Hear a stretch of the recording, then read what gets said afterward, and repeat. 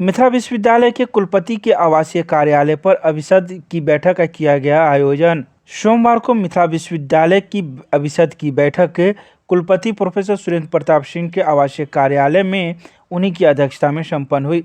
बैठक के प्रारंभ में कुलसचिव प्रोफेसर मुश्ताक अहमद ने सभी सदस्यों का स्वागत करते हुए सूचित किया गया कि बैठक के निर्णयों का यथासंभव पालन करने का प्रयास किया गया।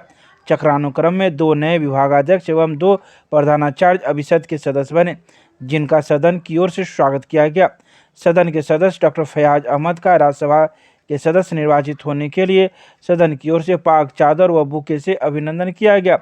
कुल सचिव ने रेखांकित करते हुए राज्य सरकार के निर्देश के आलोक में विश्वविद्यालय द्वारा घोषित किया जाना है कि आगामी वित्तीय वर्ष का बजट 25 दिसंबर तक उनके निकाय द्वारा पारित होना आवश्यक है।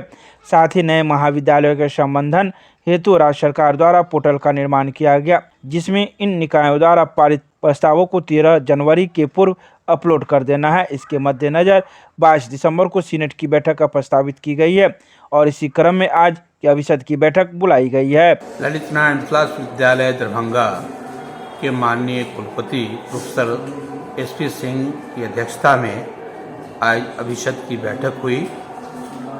मुख्यतः यह बैठक विगत दिनों जो बैठक हुई थी वित्त समिति अन्य निकायों की जो बैठक हुई उसकी संपुष्टि के लिए और 22 दिसंबर आगामी 22 दिसंबर को जो हमारी सीनेट होगी उसकी कार्यसूची के अनुमोदन के लिए किया गया था।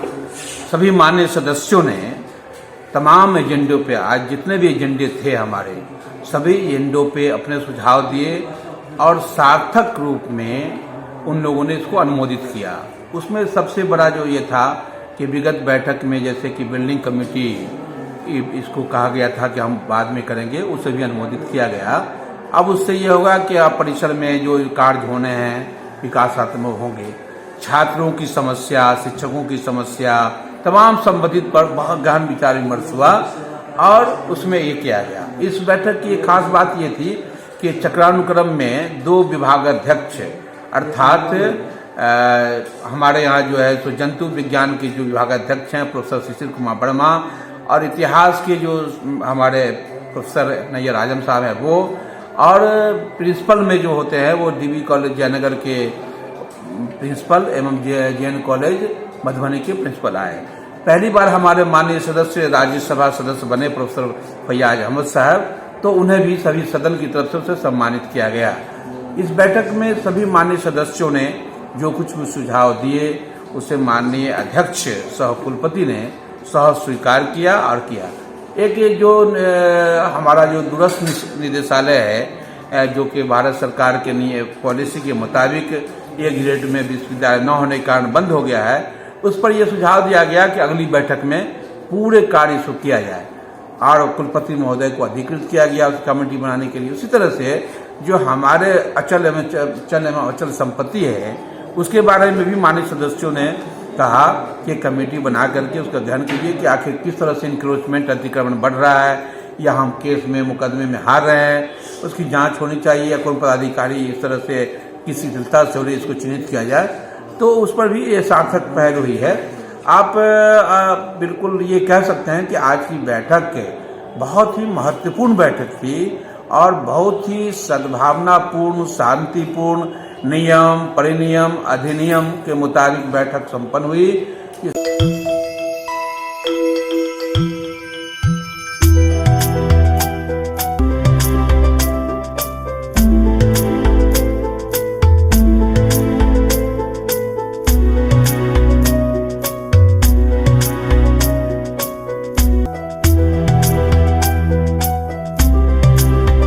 जन अधिकार छात्र परिषद ने सिंडिकेट का किया घेराव, रखी अपनी कई मांगे।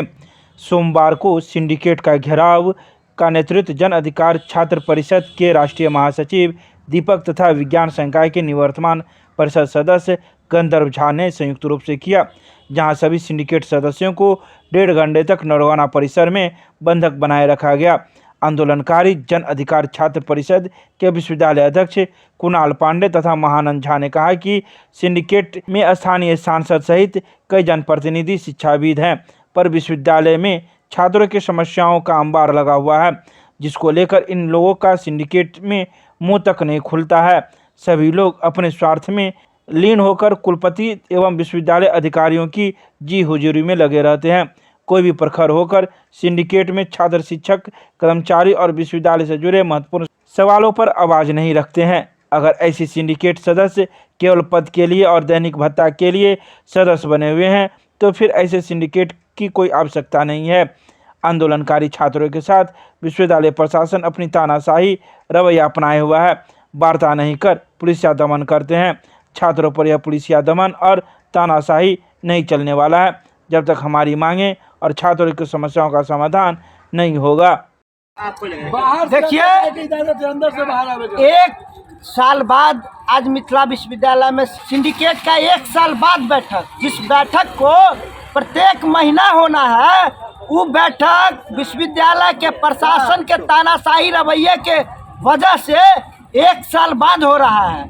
सिंडिकेट विश्वविद्यालय का सबसे हायर बॉडी है। बिना सिंडिकेट अनुमोदन का कोई भी विश्वविद्यालय में बड़ा कार्य नहीं हो सकता है और विश्वविद्यालय बिना नियम परिनियम से चलता है। विश्वविद्यालय के जो उच्च पदाधिकारी हैं उनकी तानाशाही है। बिना सिंडिकेट का बैठक कराया है। अभी इनको सीनेट कराना है अगला महीना, जिस वजह से आनन फानन में सिंडिकेट बुलाया है। छात्रों का समस्याओं का अंबार लगा हुआ है। उस समस्या को लेकर छात्र संगठन, छात्र नेता जब आंदोलन करते हैं तो तानाशाही रवैया अपना करके उस छात्रों पे प्राथमिकी दर्ज करते हैं, झूठी मुकदमा करते हैं। क्या विश्वविद्यालय इसी काम के लिए है? आप विश्वविद्यालय जा कर के देखिएगा तो छात्र का रोना इतना बुरा हाल है। प्रत्येक दिन छात्रों के आंख से आंसू गिरता है, उसका कोई सुनने वाला नहीं है। अभी बीएड में एडमिशन हुआ है 22-24 सत्र में, उसमें घोर धांधली हुई है। सभी सीट एफिलिएटेड कॉलेज के बेचा गया है मोटी रकम लेकर के। डीडी में अधिकारियों के संबंधियों का एडमिशन हुआ है, पैसा पर लेकर के हुआ है, और जो मेधावी छात्र है उसका एडमिशन नहीं हुआ। तो हमारी मांग है जो डीडी में एडमिशन समेत बीएड 22-24 सत्र का उच्च स्तरीय जांच हो एडमिशन का, और नोडल अधिकारी अशोक मेहता को अविलंब इस्तीफा हो, वो अविलंब इस्तीफा दे। और छात्रों पर जो फर्जी मुकदमा हुआ है विश्वविद्यालय प्रशासन उसको वापस ले। ये सिंडिकेट के मेंबर किसी काम के नहीं है। यहाँ सिंडिकेट में दरभंगा के एमपी है, दरभंगा के एमएलसी है, विधायक है, सरकार के नॉमिनेट नेता लोग हैं, शिक्षाविद है, पर सारे लोग विश्वविद्यालय के कुलपति, कुलसचिव का दलाल बन गए हैं। उन लोगों का केवल काम है सिंडिकेट में जा करके नाश्ता करना और टीए लेना। तो आज हम छात्रों ने सिंडिकेट का घेराव किए हैं, और ये जो दलाल सिंडिकेट मेंबर है जो भ्रष्ट है खुद, जिनको इस विश्वविद्यालय की अस्मिता और समस्याओं से कोई मतलब नहीं है। पत्रकार वीरेंद्र प्रसाद पर हुए जानलेवा हमले के खिलाफ भाकपा माले इंसाफ मंच और इनकलाबी नौजवान सभा ने निकाला नागरिक प्रतिवाद मार्च। पिछले दिनों विद्यापति पर्व समारोह के दौरान 8 नवंबर की रात को पत्रकार वीरेंद्र प्रसाद पर हुए जानलेवा हमले के खिलाफ भाकपा माले इंसाफ मंच और इनोस ने संयुक्त रूप से सोमवार को नागरिक मार्च निकाला। मौके पर माले जिला सचिव वैद्यनाथ यादव ने इस घटना की भर्त्सना करते हुए शहर के पुलिस प्रशासन के नाक के नीचे एक पत्रकार पर हमला होता है और कई दिन बीत जाने पर भी दोषियों और साजिशकर्ताओं की कोई खोज खबर नहीं मिल पाना प्रशासन पर गंभीर सवाल पैदा करता है। आगे उन्होंने कहा है कि इस नागरिक मार्च के जरिए हम साफ संदेश देना चाहते हैं कि अगर प्रशासन दोषी हो और साजिशकर्ता पर कड़ी कार्रवाई नहीं करता है तो एक बड़ा आंदोलन होगा। भाकपा माले अभिव्यक्ति की आज़ादी पर हमले के खिलाफ हमेशा संघर्षरत रही है। न्याय मिलने तक तीव्र संघर्ष जारी रहेगा। तो वहीं यह नागरिक प्रतिवाद मार्च लहरियासराय टावर से निकलकर समहार नाले तक गई, जिसमें कई कार्यकर्तागण शामिल हुए। यह प्रदर्शन किस उद्देश्य के साथ और कहां से कहां तक निकली है? पिछले दिन पत्रकार वीरेंद्र प्रसाद पर जो हमला हुआ, अपराधियों की अभी तक गिरफ्तारी नहीं हुई, हमलावर को भगाने वाले थाना प्रभारी पर कार्रवाई नहीं हुई, इस सवाल पर आज ये नागरिक मार्च है भाकपा माले RY और इंसाफ मंच की ओर से। हम कहना चाहते हैं दरभंगा की आवाम से कि जो लोकतंत्र में ये चौथा स्तंभ है पत्रकार, और वीरेंद्र प्रसाद पर हमला हुआ और अभी तक इस पर कोई कार्रवाई नहीं हुई। इसीलिए हम जनता से अपील करने के लिए आए हैं कि दरभंगा का पुलिस महकमा जो अपराधी गठजोड़ है, शराब माफिया से गठजोड़ है, उसके खिलाफ में कार्रवाई नहीं हो रही है। इसलिए आवाम को सड़क पर आना चाहिए और वीरेंद्र प्रसाद पर जो हमला हुआ है उस अभियुक्त की गिरफ्तारी होनी चाहिए और मिथिला विश्वविद्यालय के थाना प्रभारी पर कार्रवाई होनी चाहिए। इसको लेकर के हम आज यहाँ नागरिक मार्च निकाले हैं और जनता से अपील कर रहे हैं कि दरभंगा जिला का जो पुलिस महकमा है वो असूली महकमा बन गया है। आप पिछले दिन देखे हैं कि एक दरोगा का वीडियो वायरल हुआ था आईजी के नाम से कि जो हमको पैसा मांगा जा रहा है वहाँ, इसलिए आप भी पैसा दो। तो हम तो मानते हैं कि दरभंगा में एसपी हो, चाहे सदर डीएसपी हो या थाना प्रभारी हो, चाहे आईजी हो, ये अफसर नहीं है, ये जनता का वसूली पदाधिकारी है। अपराधियों को संरक्षण देते हैं, अपराधियों से पैसा वसूलते हैं और आम नागरिक का जीना मुश्किल हो गया है जो दरभंगा का अपराध का गिराफ पड़ गया है। इसीलिए हम आवाम से अपील करने के लिए आए हैं। भाकपा माले की ओर से, इंसाफ मंच आरवाई की ओर से अपील करने आए हैं कि दरभंगा का जो सड़क गला पुलिस महकमा है उसके खिलाफ में सड़क पर आप आंदोलन में उतरे। अगर नहीं उतरिएगा तो निश्चित तौर पर अपराध की जो घटनाएं हो रही है, जनता परेशान है, बलात्कार की घटनाएं हो रही है, सारी घटनाएं हो रही है और पुलिस महकमा कोई कार्रवाई नहीं कर रहा है। इसीलिए हम लोगों को जगाने के लिए आज नागरिक मार्च कर रहे हैं। अपना परिचय। नियाज अहमद, भाकपा माले राज्य कमेटी सदस्य।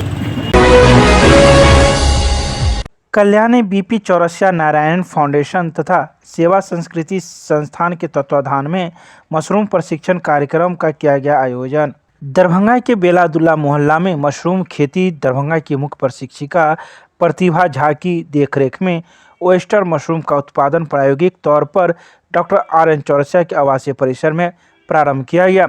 डॉक्टर चौरसिया ने बताया कि मशरूम उत्पादन बिना खेत की खेती से है, जो सेहत, स्वाद एवं समृद्धि का प्रतीक है। यह आत्मनिर्भरता एवं स्वावलंबन के लिए रोजगार या व्यवसाय हेतु व्यापक संभावनाओं वाला क्षेत्र है।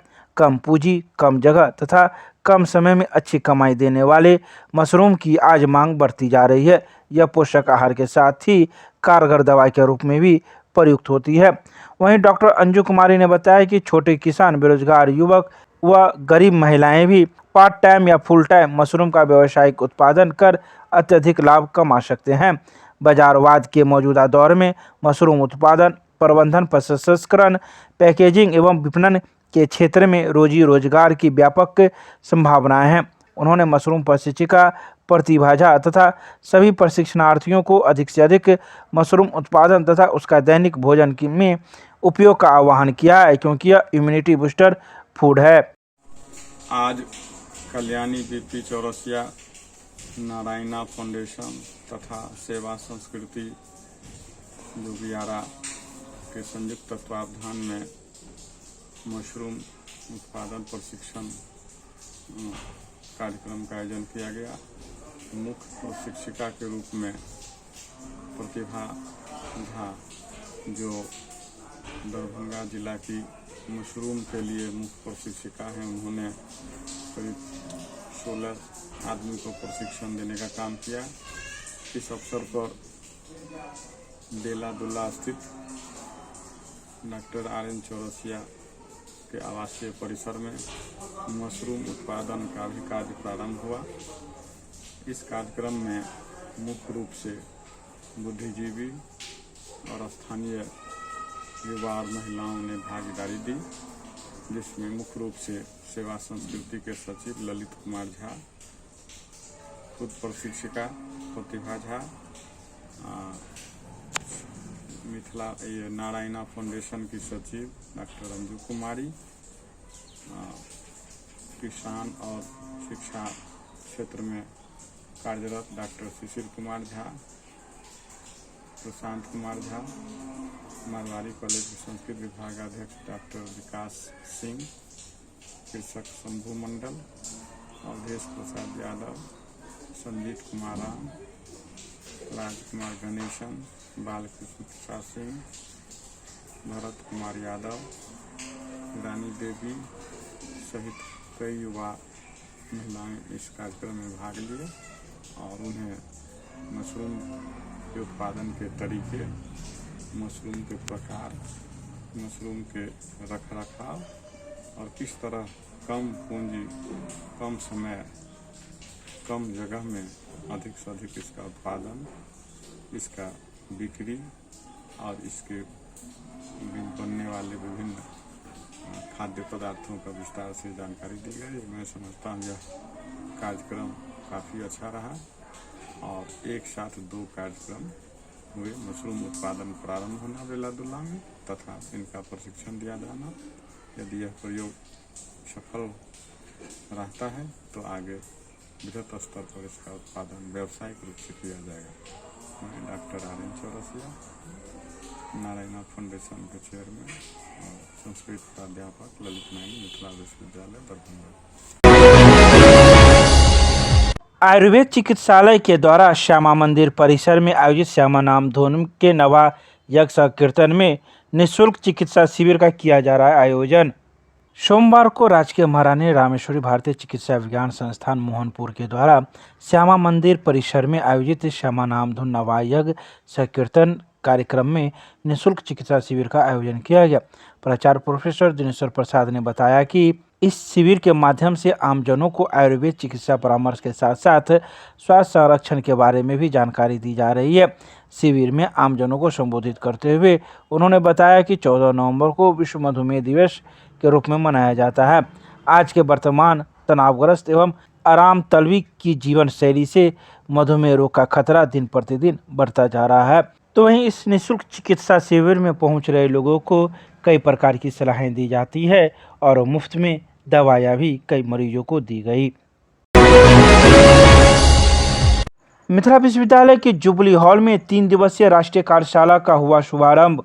सोमवार को मिथिला विश्वविद्यालय के जुबली हॉल में मनोविज्ञान विभाग के द्वारा 3 दिवसीय राष्ट्रीय कार्यशाला का शुभारंभ किया गया, जिसका विषय सामाजिक विज्ञान शोध में SPSS की उपयोगिता है। इस समारोह में मुख्य अतिथि के रूप में मिथिला विश्वविद्यालय के कुलपति प्रोफेसर सुरेंद्र प्रताप सिंह, प्रोफेसर जितेंद्र नारायण, संकाध्यक्ष सामाजिक विज्ञान, मुख्य वक्ता डॉक्टर संजय कुमार, इलाहाबाद विश्वविद्यालय एवं अध्यक्ष प्रोफेसर ध्रुव कुमार ने संयुक्त रूप से दीप प्रज्वलन कर कार्यशाला की शुभारंभ किया। तो वहीं मुख्य अतिथि कुलपति को मनोविज्ञान विभागाध्यक्ष प्रोफेसर ध्रुव कुमार द्वारा चादर, पाग एवं पुष्पगुच्छ प्रदान कर सम्मानित किया गया। प्रोफेसर अनीश अहमद द्वारा प्रोफेसर जितेंद्र नारायण, संकाध्यक्ष सामाजिक विज्ञान, मुख्य वक्ता डॉक्टर संजय कुमार को डॉक्टर जिया हैदर द्वारा एवं डॉक्टर लव कुमार सिंह द्वारा विभागाध्यक्ष प्रोफेसर ध्रुव कुमार को चादर, पाग एवं पुष्पगुच्छ प्रदान कर सम्मानित किया गया। वहीं आए सभी अतिथियों ने अपनी अपनी बातें इस विषय पर रखी।